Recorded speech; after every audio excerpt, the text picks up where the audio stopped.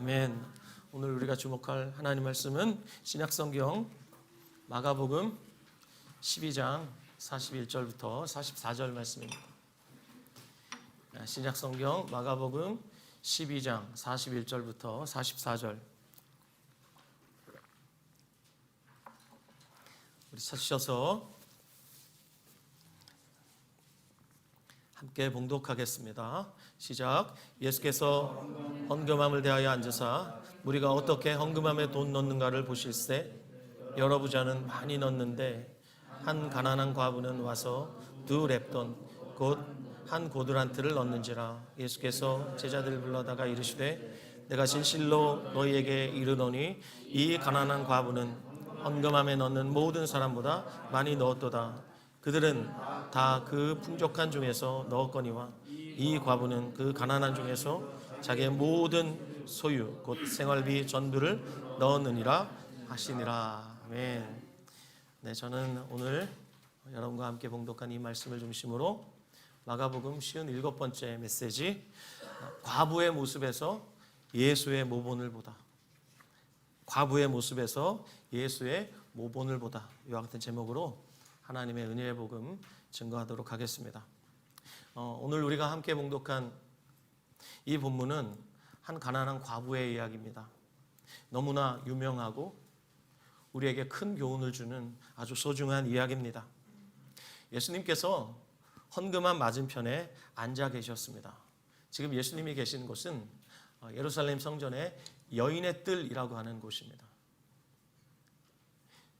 예루살렘 성전 바깥쪽은 이방인의 뜰이고 이방인들은 그곳까지만 들어갈 수 있었고, 이제 유대인들 중에서 여자들은 여인의 뜰까지만 들어갈 수 있었는데 거기에는 13개의 헌금함이 놓여 있었습니다.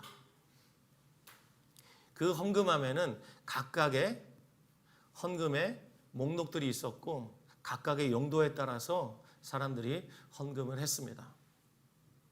예수님께서 그 여러 가지 헌금하는 사람들을 유심히 보셨습니다. 그런데 예수님의 눈길이 머물렀던 한 사람이 있었는데 그가 바로 오늘 본문의 주인공, 한 가난한 과부입니다. 부자들이 헌금한 액수는 구체적으로 언급되어 있지 않지만 이상하게도 과부의 헌금 액수는 본문에 공개되어 있습니다. 저는 이 본문을 읽으면서 참 놀랍다는 생각을 했습니다. 학자들에 의하면 이 여자가 헌금을 했던 그 방은 은밀한 방이라고 그래요. 공개된 방이 아니라 은밀한 방이에요. 사람들이 공개된 장소에서 헌금함에 헌금하고 있었고 이 여자는 사람들이 볼 수 없는 은밀한 방에서 헌금하고 있었는데 예수님께서 그 액수가 얼마인지 정확하게 꿰뚫어 보고 계셨다는 거예요. 그 액수는 2렙돈, 곧 한 고두란트였습니다. 2렙돈은 구리로 만든 작은 동전 2개예요. 이것이 한 고두란트라고 그랬는데 고두란트라는 말은 라틴어예요. 로마 제국의 가장 작은 동전, 그걸 고두란트라고 그래요. 그러니까 2렙돈은 한 고두란트, 동전 하나. 당시 화폐 단위로 볼 때 가장 적은 금액이었다고 볼 수 있습니다. 그렇습니다, 여러분. 부자들이 했던 많은 헌금보다 그 액수에 비하면 너무나 적고 보잘것없는 양이었습니다. 그러나 예수님의 평가는 너무나 달랐습니다. 오늘 본문 43절 다시 보십시오. 예수께서 제자들을 불러다가 이르시되 내가 진실로 너희에게 이르노니 이 가난한 과부는 헌금함에 넣는 모든 사람보다 많이 넣었도다. 모든 사람이 헌금했던 그 헌금액의 총액보다 이 가난한 과부가 넣었던 초라한 동전 2개가 훨씬 크다고 말씀하셨습니다. 이것이 예수님의 가치 셈법이에요. 일상의 통념을 완전히 무너뜨리는 예수님의 시각이 그렇다면 그런 겁니다. 예수님은 거짓말을 하실 수 없는 분이기에 모든 사람의 헌금 액수보다 이 여자의 동전 2개가 훨씬 크다, 이렇게 말씀하셨어요. 여러분도 아멘 하실 수 있겠습니까? 그 이유가 44절에 나오죠. 그들은 다 그 풍족한 중에서 넣었거니와 이 과부는 그 가난한 중에서 자기의 모든 소유 곧 생활비 전부를 넣었느니라 하시니라. 자, 이 본문을 보면서 생활비 전부를 넣었느니라 라는 말씀을 여러분들이 읽으시면서 어떤 생각을 하셨는지 모르겠습니다.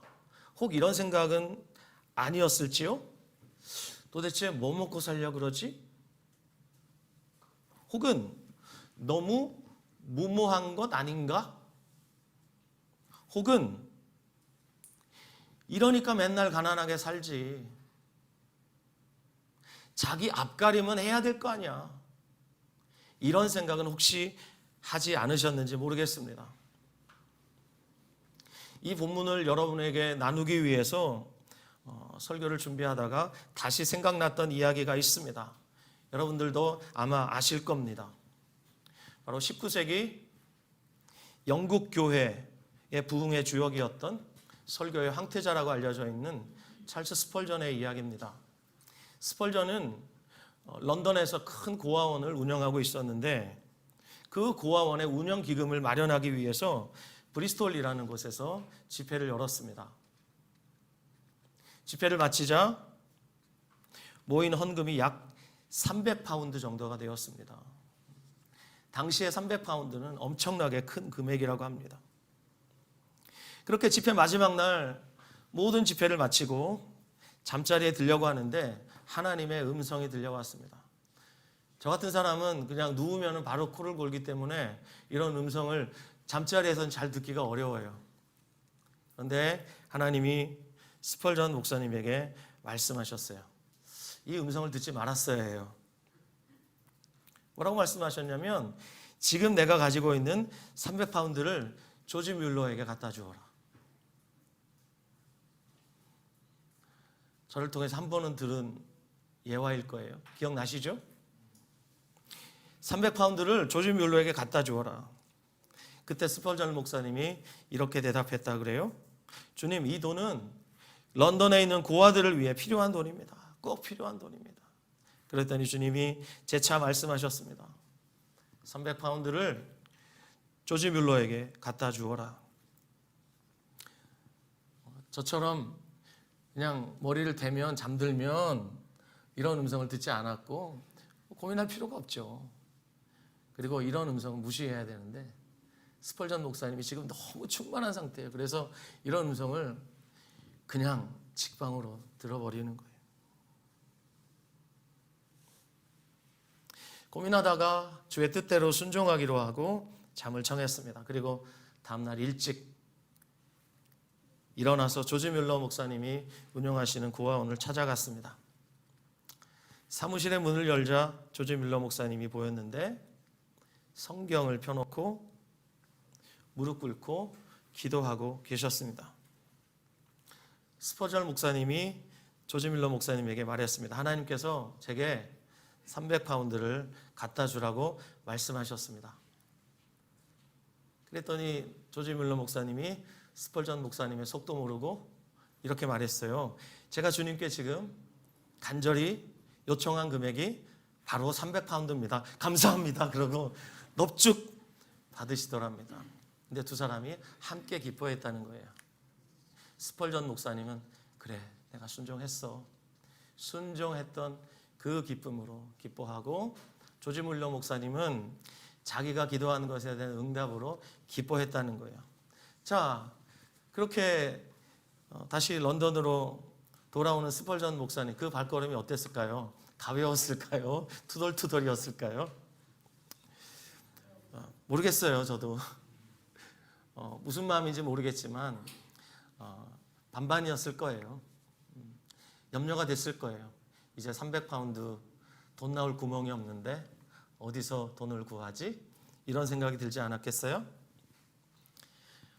사무실 문을 열었는데 책상 위에 봉투 하나가 딱 놓여 있는 거예요. 봉투를 열어봤습니다. 그랬더니 300기니의 금화가 들어있었습니다. 300기니에 해당하는 금화를 당시 파운드로 환산하니까 330파운드가 되었습니다. 300파운드를 순종하여 헌금했는데 하나님이 허락하신 재정은 330파운드, 10% 이자까지 주님께서 쳐주신 거예요. 복리면 따따블인데 그냥 주님께서 10% 이자를 쳐주신 거예요. 그래서 스펄전 목사님이 기쁨에 넘쳐서 이렇게 외쳤다고 합니다. 하나님께서 300파운드에다가 이자까지 덧붙여서 돌려주셨구나. 그러면서 막 소리를 쳤겠죠. 여러분, 스펄전 목사님에게 세미한 음성이 들렸을 때 너 그거 300파운드 조지 뮬러에게 갖다 줘라. 그럴 때 마음이 정말 어려웠을 거예요. 여러분이 몇 년 동안 먹을 거 안 입고 입을 거 안 먹고, 아니지, 먹을 거 안 먹고 입을 거 안 입고 정말 아끼고 아껴서 적금을 들었어요. 매달 어렵게 쪼개서 적금을 부었어요. 만기가 됐어요. 그때까지 주님이 잠잠하셔요. 다 부을 때까지 기다리시는 거예요. 그리고 적금 만기가 딱 도래한 그날, 딱 은행에서 그 만기가 도래한 그 적금을 찾아가지고 기쁨을 가득 안고 은행 창구를 나설 때 주님께서 마음속으로 그거 아무에게 갖다 주라 그러면 여러분 마음이 어떠시겠어요? 아멘? 할렐루야? 예. 정말 여기 계신 분들은 정말 마음도 너그러우시고 믿음도 너무 좋으신 거예요. 아마 저라면 이런 생각을 했을 것 같아요. 스펄전 목사님이, 만약에 제가 스펄전 목사였다면 이렇게 했을 것 같아요. 하나님, 저보다 조지 뮬러 목사를 더 사랑하세요? 그렇죠? 그리고 저도 먹여야 될 고아들이 있어요. 내 새끼보다 그 사람 새끼가 더 중요하단 말이에요? 이러면서 하나님께 막 삿대질을 했을 것 같아요. 여러분은 어떻게 하셨을 것 같아요? 스펄전 목사님처럼 우리가 순종할 수 있을까 생각해 볼 문제입니다. 아까 적금을 찾으셔서 아멘하고 주시겠다 그러셨는데, 그렇게 할 수 있다면 얼마나 좋겠어요. 정말 그렇게 할 수 있다면 정말 좋겠어요. 정말 우리가 스펄전 목사님처럼 순종할 수 있을까? 아니면 자신의 생활비 전부를 드렸던 과부처럼 우리도 주님께 전부를 드릴 수 있을까? 도대체 이렇게 할 수 있는 비밀이 뭘까? 그러다가 미국의 목회자였고 2018년에 작고하신 유진 피터슨이라는 목사님이 그분 나름대로 번역한 성경이 있습니다. 성경이라고 말하기 좀 어렵고요. 성경 옆에 두고 읽을 만한 참고서 정도로 보시면 되겠습니다. 거기에 이 가난한 과부의 이야기를 어떻게 해석해 놓았는가? 이렇게 해석해 놓았어요. 이걸 보니까 이해가 돼요. 뭐라고 해석을 했냐면, 여러분 들어보세요. 짧아요. 다른 사람들은 아깝지 않을 만큼 헌금했지만 이 여자는 자기 형편보다 넘치도록 드렸다. 자신의 전부를 드린 것이다. 많은 부자들이 사람들이 보는 앞에서 헌금함에다가 헌금을 넣었어요. 많이 했어요. 그런데 그들은 어떻게 헌금했다고요? 아깝지 않을 만큼. 자기에게 손해가 나지 않을 만큼 헌금했다는 거예요. 그러나 이 여자는 자기 형편보다 더 넘치도록 드렸대요. 자신의 전부를 드렸다. 자신의 전부를 드렸다라는 해석을 읽고 나니까 이해가 되기 시작하는 거예요. 스펄전 목사님이나 이 가난한 과부나 이분들에겐 주님이 전부였겠구나. 그래서 내일을 고려하지 않고 다 드릴 수 있었구나 라는 생각에 이르게 됐어요. 또 다른 성경의 이야기가 생각났습니다. 바로 고린도후서 8장에 나오는 마게도냐 교회들 이야기입니다. 여러분, 마게도냐 교회들의 이야기 한번 우리 보았으면 좋겠습니다. 하나님이 마게도냐 교회들에게 주신 은혜에 관한 이야기, 고린도후서 8장입니다. 고린도후서 8장 1절부터 5절 말씀.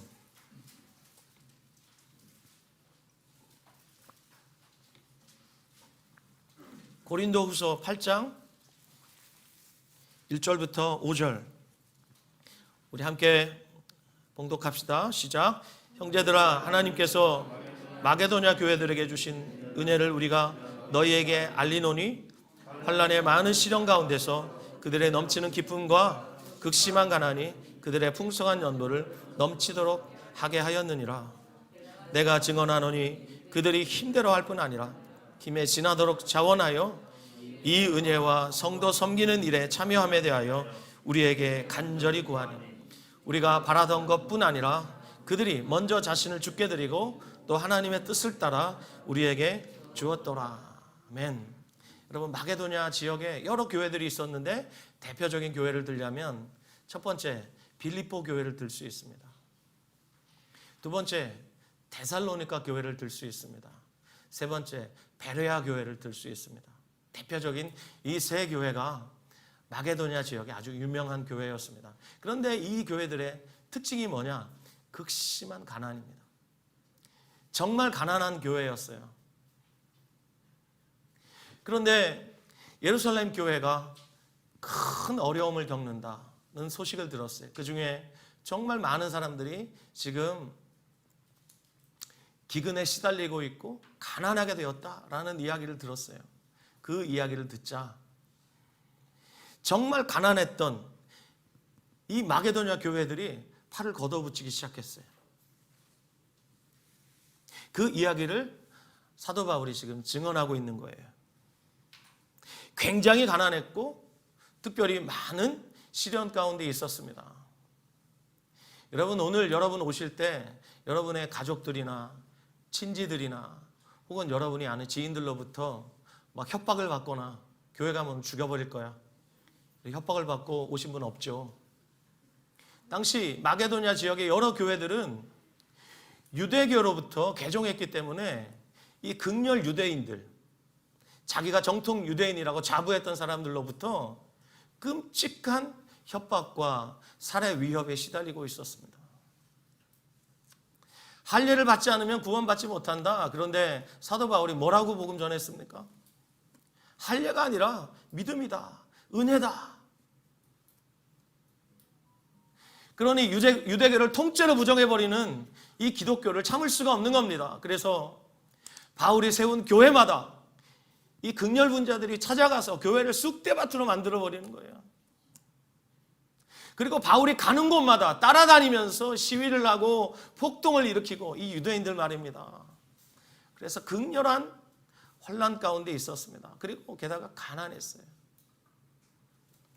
그들이 예루살렘 모 교회, 그들에게 영적으로 생명을 공급해 주었던 그 교회가 어렵다는 이야기를 듣고 그들이 갑자기 발을 걷어붙이기 시작했어요. 그러면서 4절 방금 읽었습니다. 이 은혜와 성도 섬기는 일에 참여함에 대하여 우리에게 간절히 구하니. 새번역 성경은 이렇게 번역해 놓았습니다. 그들은 성도들을 구제하는 특권에 동참하게 해달라고 우리에게 간절히 청하였습니다. 보십시오.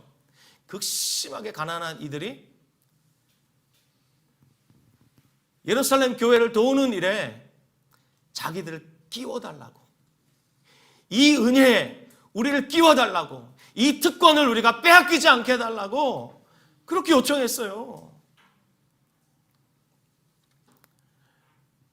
그러고 그들이 어떻게 헌금했는지 보십시오. 2절. 환난의 많은 시련 가운데서 그들의 넘치는 기쁨이 먼저 소개되어 있어요.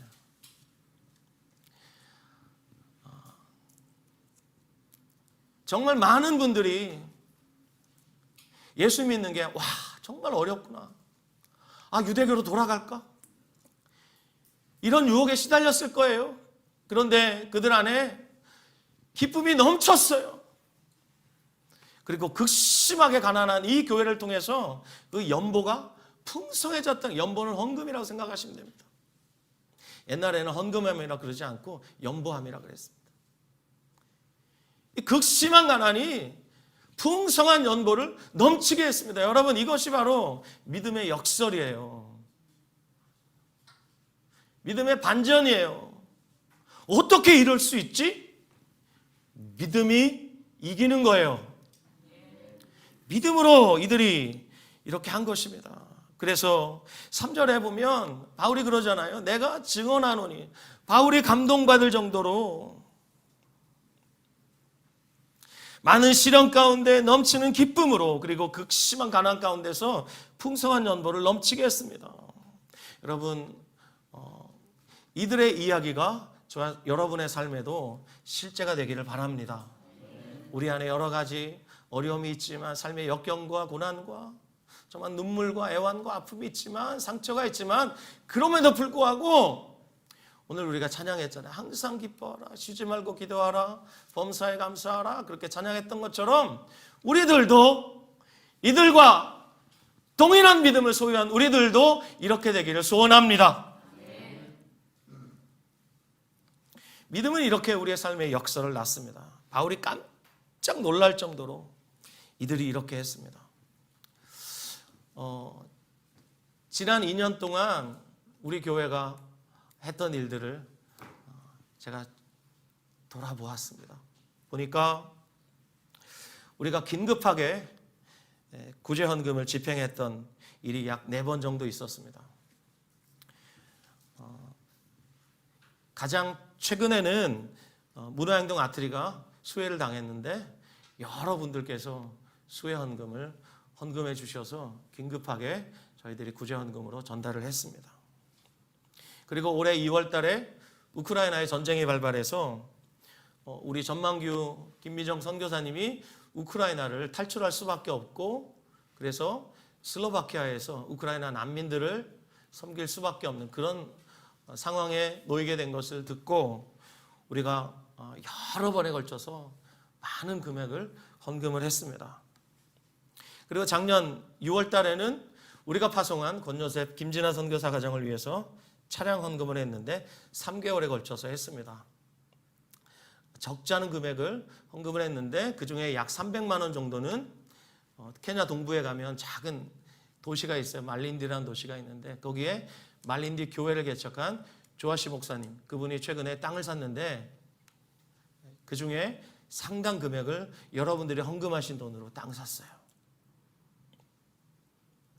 그리고 그 얼마 전 천정우 선교사님이 코로나에 걸렸는데 하루 병원비가 100만 원 정도 든다 그래서 그 치료비를 감당할 수가 없어서 많은 분들이 자발적으로 헌금해 주셨어요. 그래서 정말 우리 교회로 볼 땐 큰 금액이죠. 큰 금액을 모아서 보내드렸어요. 모든 분들이 한 분도 불평하지 않으시고 그렇게 적극 따라주셨어요. 그리고 헌금하시면서 자기 이름 밝혀달라고, 내 이름으로 헌금해달라고, 그런 분 한 분도 안 계셨고, 제가 볼 때 우리 중에 돈을 쌓아놓고 이렇게 사시는 분은 거의 없어요. 대부분 형편이 넉넉하지 않음에도 불구하고 정말 주님을 사랑하는 마음, 교회를 사랑하는 마음, 또 우리 하늘 가족들을 돕고 싶은 마음, 그 갸륵한 마음으로 그렇게 헌금해 주셨어요. 그렇게 해서 우리가 최근에 이렇게 긴급하게 구제할 수 있었습니다. 지난 2년간의 역사를 돌이켜보면서 얼마나 마음에 기쁨이 있었는지 모르겠어요. 마게도냐 교회가 바울을 깜짝 놀라게 했습니다. 그래서 그가 증언했습니다. 내가 증언하노니 어떻게 해요? 그들이 힘대로 할 뿐 아니라 힘에 지나도록 자원했다. 우리말로 하면 분에 넘치게 했다는 거예요. 분에 넘치게. 사람이 분수를 알아야 된다 그러는데 자기가 할 수 있는 것보다 더한 거예요. 자, 그 이유가 무엇인가? 5절에서 바울이 밝히고 있죠. 8장 5절 같이 읽읍시다. 시작. 우리가 바라던 것뿐 아니라 그들이 먼저 자신을 죽게 드리고 또 하나님의 뜻을 따라 우리에게 주었도다. 아멘. 그렇다면 이들이 힘대로 할 뿐 아니라 힘에 지나도록 극심한 가난 속에서 풍성한 연보를 넘치게 할 수 있었던 이유가 무엇일까? 먼저 그들이 자신을 주께 드렸기 때문이다 라고 말씀하고 있습니다. 여러분, 이 모든 역설적인 믿음과 헌신을 가능하게 했던 것이 무엇입니까? 바로 1절에 나오는 하나님의 은혜입니다. 하나님의 은혜입니다. 이 은혜를 9절은 이렇게 말씀합니다. 우리 주 예수 그리스도의 은혜라고. 우리 주 예수 그리스도의 은혜가 이 모든 것을 가능하게 했습니다. 우리 한번 읽어보겠습니다. 고린도후서 8장 9절 시작. 우리 주 예수 그리스도의 은혜를 너희가 알거니와 부요하신 이로써 너희를 위하여 가난하게 되심은 그의 가난함으로 말미암아 너희를 부요하게 하려 하심이라. 아멘. 이 마게도냐 교회와 그리고 당시 교회 존재했던 초대교회와 그리고 지난 기독교 2000년의 역사를 통해서 살다 간 모든 교회, 하나님의 백성들, 이들을 위해 예수님은 하늘 영광을 버리셨습니다. 자기를 비워 종의 형체를 가지시고 사람들과 같이 되셨습니다. 결국 십자가에 죽으셨습니다. 이것을 사도 바울은 예수님의 가난하게 되심이라고 말합니다. 여러분, 예수님의 가난하심은 땡전 한 푼 없는 물질적인 가난이 아니라 우리를 위해서 그 영광스러운 그 보좌를 버리신 것을 말합니다. 버리시고 스스로 가난을 선택하셨습니다. 왜요? 하나님의 교회로 하여금 믿음에 부요하게 하시기 위해서. 야고보서 2장 5절에서 야고보 사도는 초대교회를 향해서 이렇게 말했습니다. 내 사랑하는 형제들아 들을지어다. 하나님이 세상에서 가난한 자를 택하사 믿음에 부요하게 하시고. 이것이 하나님의 섭리입니다. 이것이 하나님의 방법입니다. 또 자기를 사랑하는 자들에게 약속하신 나라를 상속으로 받게 하지 아니하셨느냐. 교회라면 이미 하나님의 나라를 상속으로 받은 것입니다. 구원받았다면 우리는 모든 것을 다 받은 것입니다. 지난주에 우리 김현정 목사님 오셔서 짧게 설교하고 가셨어요. 하고 싶은 말에 비하면 짧게 한 거예요. 제가 볼 땐. 주님께서 당신의 종을 통해서 말씀하셨는데 여러분에게 어떤 말씀이 남아있어요? 저는 다른 것 아니라 예수님이 우리에게 어떤 존재인가, 하나님이 예수님을 주었다는 것이 무엇인가, 그건 전부를 주었다는 것입니다. 전부를 주셨어요. 하나님 나 사랑하세요? 증거를 대보세요. 십자가. 하나님 저는 이 땅에서 살아갈 소망이 없어요. 제게 어떤 소망이 있죠? 십자가. 하나님 저는 너무 외로워요. 전 친구가 없어요. 그 누가 나를 위로해 주죠? 십자가.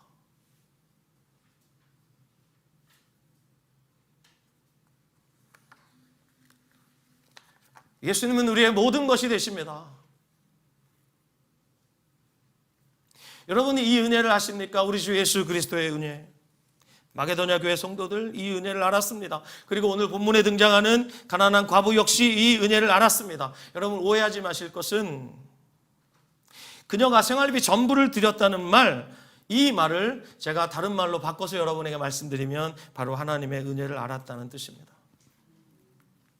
전부를 드렸다? 이 말은 하나님의 은혜를 알았다는 말입니다. 자, 오늘 본문으로 다시 돌아오셔서 44절 제일 마지막 부분에 생활비 전부를 드렸다는 이 말 여러분들이 주목하시기 바랍니다. 그리고 이 말을 여러분의 마음속에 새겨가시기 바랍니다. 마음판에 하나님이 새겨주셨으면 좋겠어요. 생활비 전부를 드렸느니라. 여기 생활비라고 번역된 헬라어 단어 비오스는 생명을 가리키는 단어예요. 생명을 바친 거예요. 그리고 이 단어는 삶 전체를 가리키는 단어예요. 삶 전체를 하나님께 바친 거예요. 그리고 이 단어는 생명 유지에 필요한 돈이라든지 여러 가지 의지할 만한 모든 것들을 가리키는 단어예요. 따라서 이 과부가 생활비 전부를 넣었다는 말은 자신의 삶을 바쳤다는 말이고 자신의 생명을 위해 필요한 모든 비용을 다 바쳤다는 겁니다. 바꿔 말하면 삶을 완전히 하나님께 바쳤다는 뜻이고 하나님께 완전히 맡겼다는 뜻이에요. 단순히 자신의 소유 전부를 바쳤다는 것, 이것을 뛰어넘는, 초월하는 하나님의 은혜에 사로잡히면 이렇게 되는 거구나. 이 과부의 이 모습 속에서 우린 그래서 예수님의 모본을 봅니다. 우리가 흠모하고 따르고 싶은 주 예수님께서 어떻게 사셨습니까? 하늘 보좌를 버리시고 자기를 비우시고 종의 형체를 가지셔서 종이 되어서는 안 되는 그분이, 온 우주 만물의 대주제이신 그분이 그 주권을 버리시고 스스로 종의 모양으로 나타나셔서 십자가에 죽기까지 복종하셨습니다. 마가복음 전체의 핵심 구절이라고 말해도 절대로 틀린 말이 아닌 마가복음 10장 45절은 이렇게 말씀합니다. 인자가 온 것은 섬김을 받으려 함이 아니라 도리어 섬기려 하고 자기 목숨을 많은 사람의 대속물로 주려 함이니라. 이것을 위해서 오셨는데 예수님은 실제로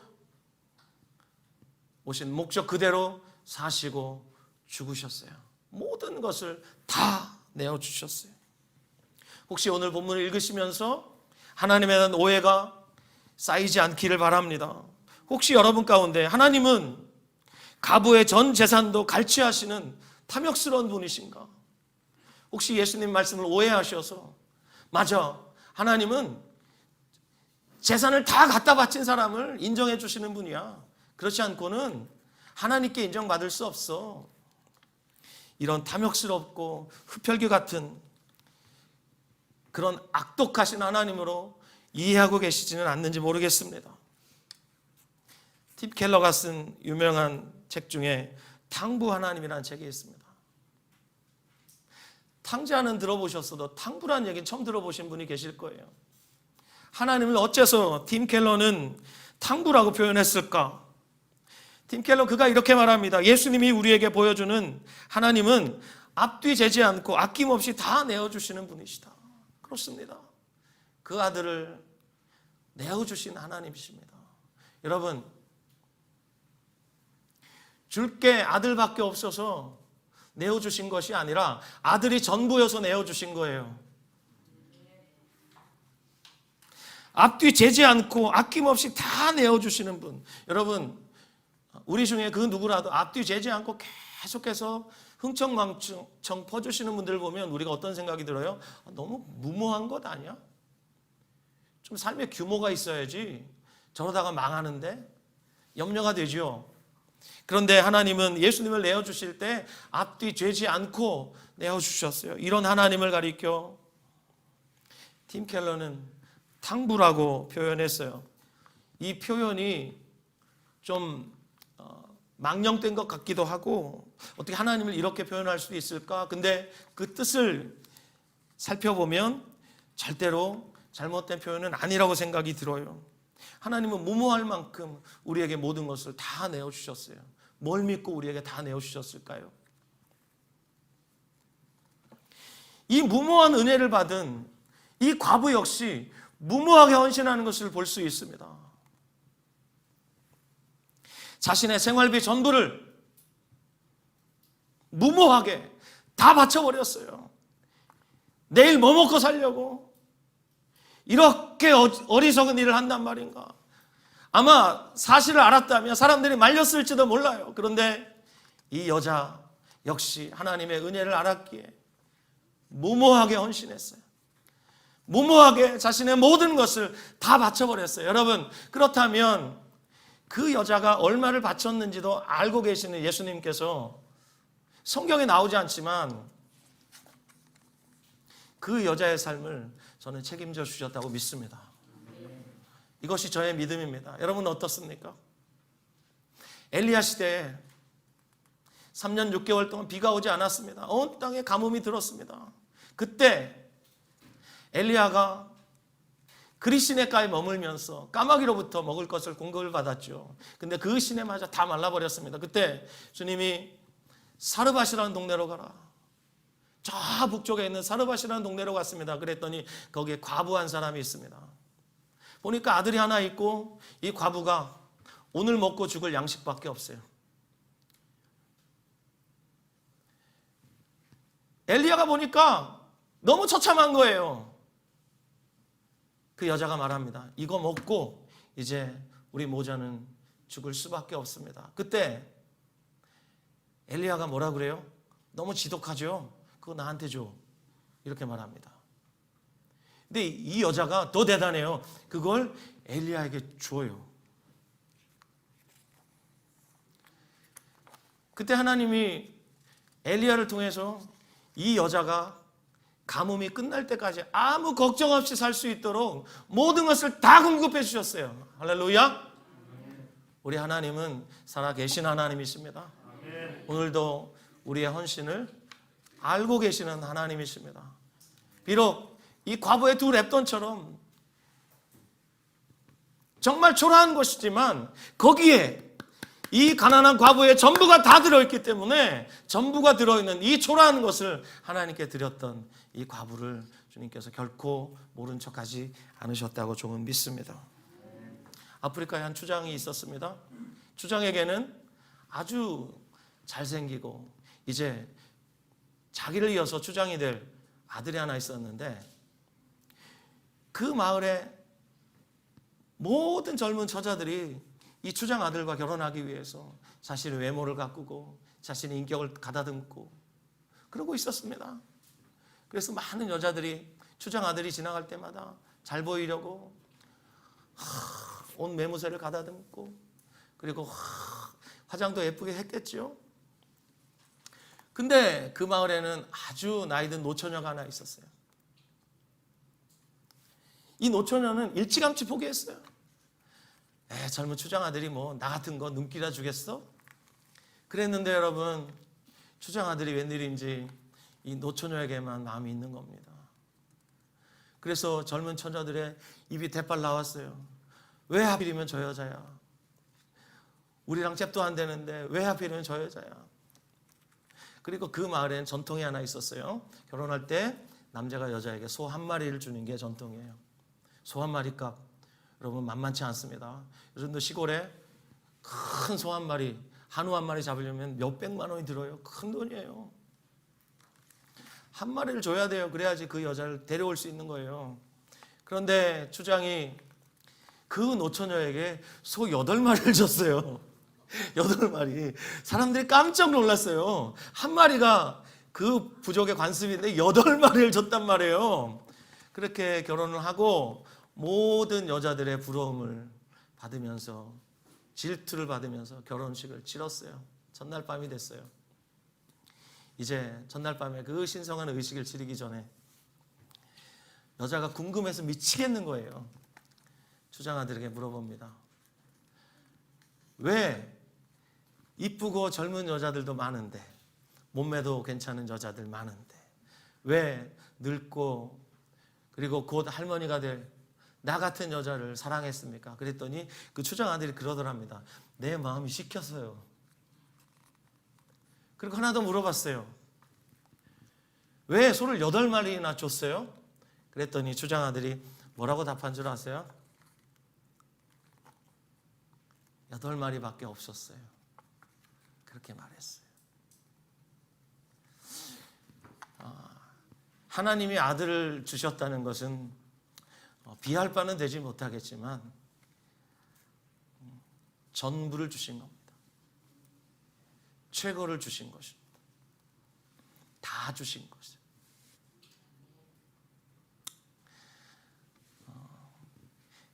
제가 곧 둘째 손주를 맞이하게 되는데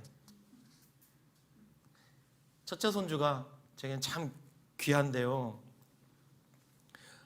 얼마 전 일주일 동안 저희 집에 있다 갔어요. 근데 이 과자를 그 금쪽 같은 과자를 먹다가 할아버지를 하나 주겠다는 거예요. 내 손에 꽉 쥐고 가져왔는데 그 손에 침이 막 잔뜩 묻어 있고, 그리고 과자 부시래기 여기저기에서 묻혀온 그런 이 먼지들이 손에 가득한 거예요. 그 손으로 할아버지 과자 하나 준다고 제 서재로 들어왔어요. 하삐 이러면서 주는데 제 마음에 감동이 있어요. 저도 이럴진데.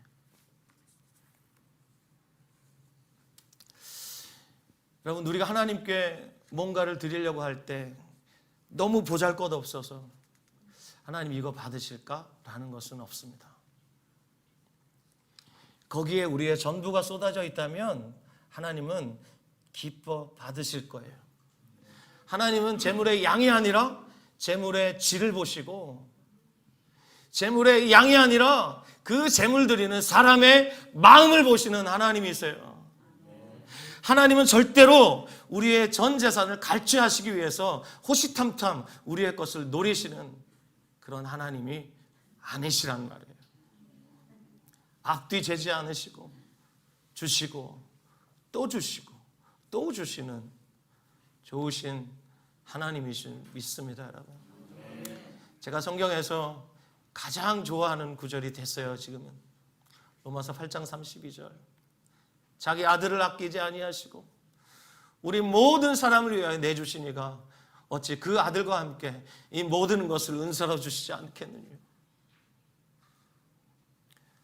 누가 뭐라 그래도 저는 저를 위해서 그 아들 내어주신 우리 하나님의 사랑을 믿습니다.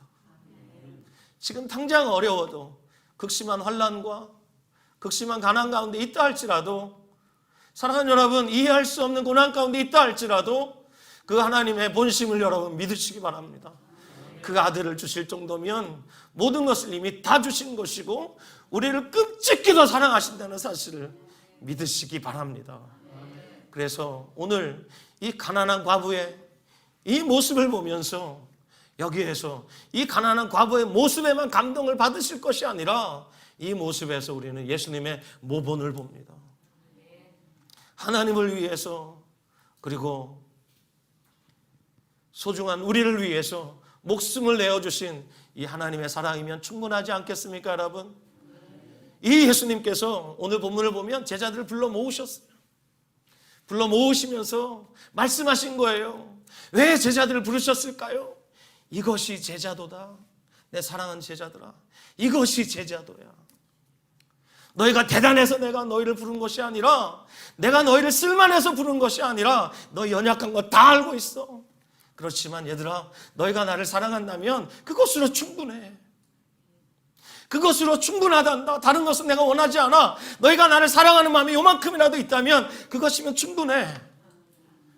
그래서 우리를 부르신 거예요. 그러므로 여러분, 우리 꼬라지 보지 말고 주님을 사랑하는 마음이 있는가? 그렇다면 그것으로 충분합니다. 그래서 여러분, 주님을 사랑하신다면 주님이 가셨던 길 우리 끝까지 갈 수 있습니다. 오늘 예수님께서 사셨던 그 삶을 여러분 기억하시면서 우리 함께 마지막으로 찬양 올려드리면서 예배를 마칠까 합니다.